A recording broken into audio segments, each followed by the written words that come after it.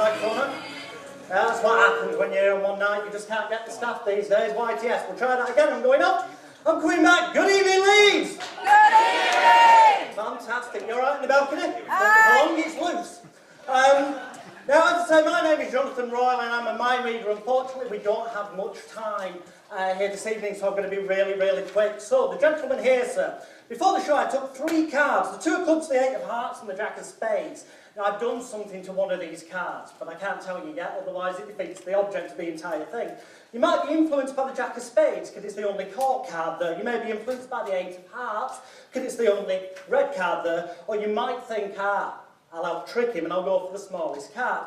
So if you had to name just one card right now, which card would it be, sir? The gentleman down there. 2 of clubs. The 2 of clubs. That was a free choice, wasn't it? We've not set anything up in advance.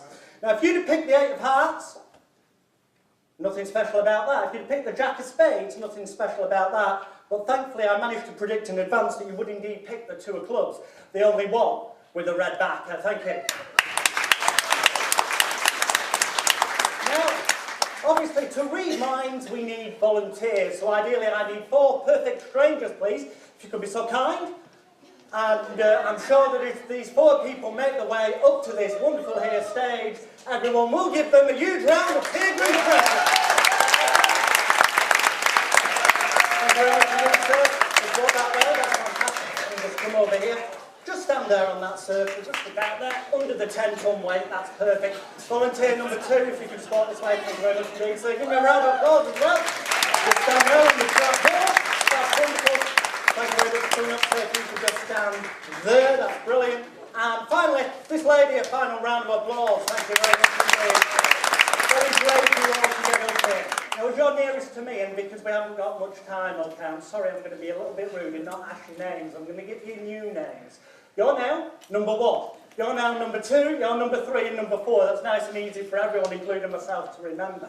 I'm going to try the most difficult thing with you, number 4, at the end. So I need to check we're in tune.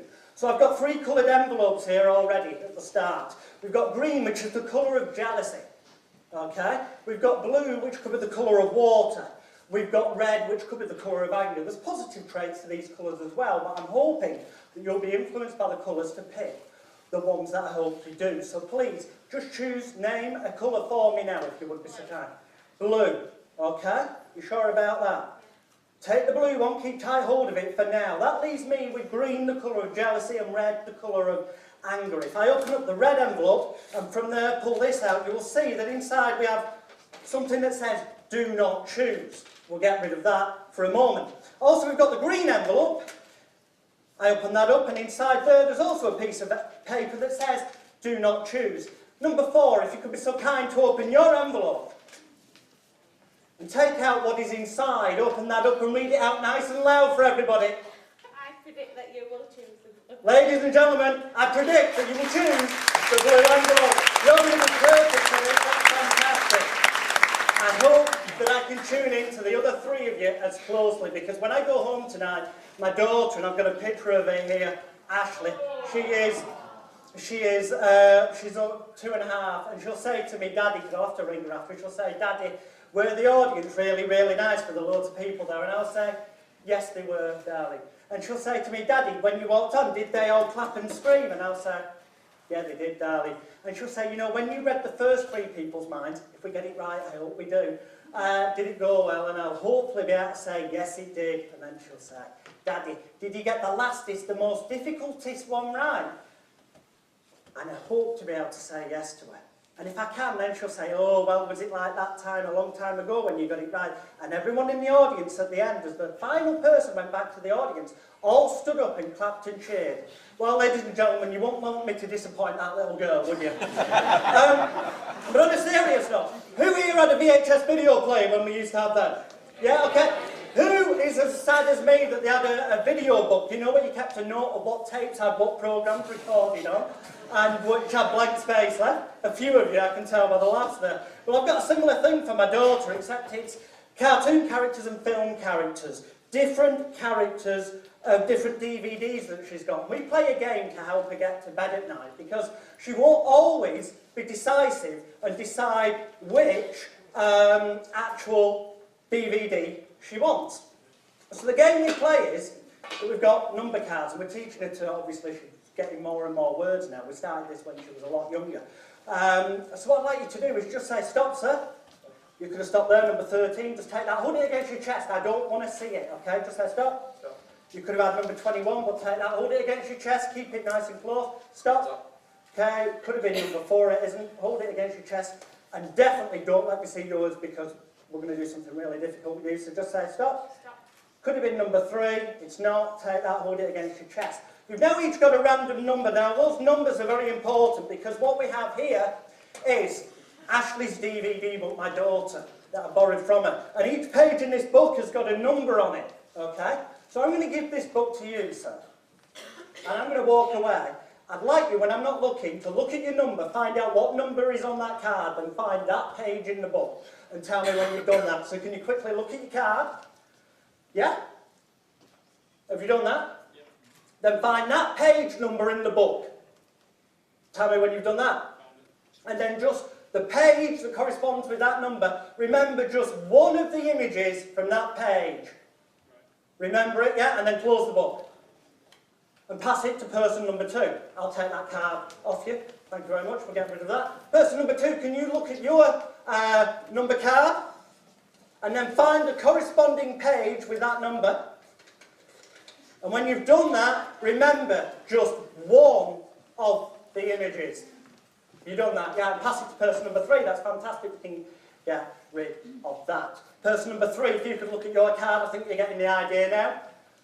Find the page number that corresponds with that number that you freely selected. And then remember just one of the images on that page. Have you got one?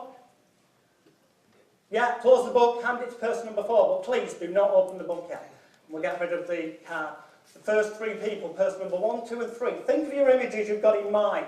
Imagine that in front of you here is a television set, perhaps a TV with a DVD player underneath it, and you're just about to place in the relevant DVD into that DVD player for my daughter. So just imagine doing that on the count of 3, placing it in, and it starts to play. Imagine yours, look at the screen, and I need to see the way you're thinking.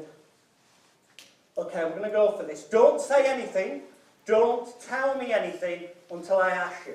But the 3 characters I'm going to go with and name are, don't tell me if I'm right there, but I'm going to go with Thomas the Tank Engine,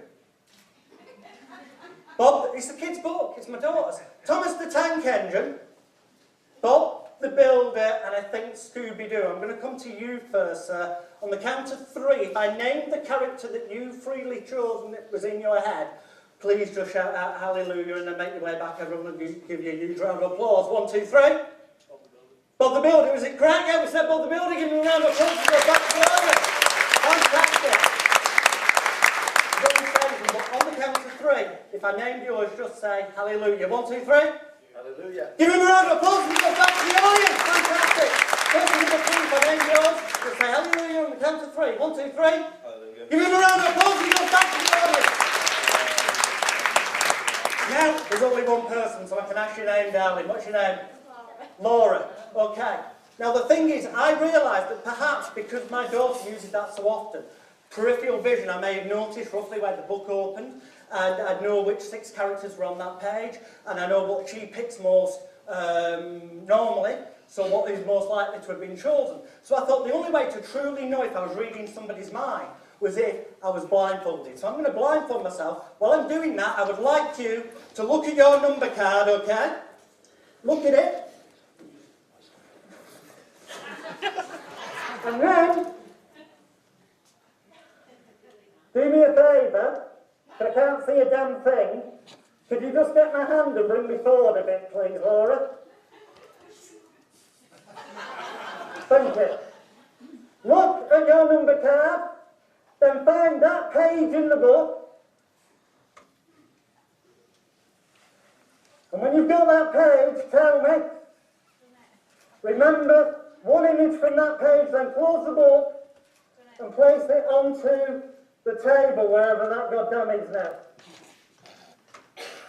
And then if you could stand so that you are at the side of me, but looking sort of at me, Laura. And think of the character you've got in mind. Okay, if we get this right, everyone will go mad with applause as you go back to the audience. Here we go. Right, I'm getting something. I'm getting the colour green. Without giving away what it is you're thinking of, does the colour green make sense? Yeah, it does. Fantastic. I'm going to go for it then. The character is Kermit the Frog. Laura, sorry about this, where are you? Thank you for getting out. Sorry, some things don't always work. Give her a round of applause and still back. Laura, what character was it? Shrek. Okay, have you made your way back? Well, ladies and gentlemen, unfortunately it looks like I might have to tell lies to my daughter tonight, which is a shame. Because if we'd have got this right, I'm sure you'd have been all standing members of the audience, and we would have had a miracle. And then I saw her face.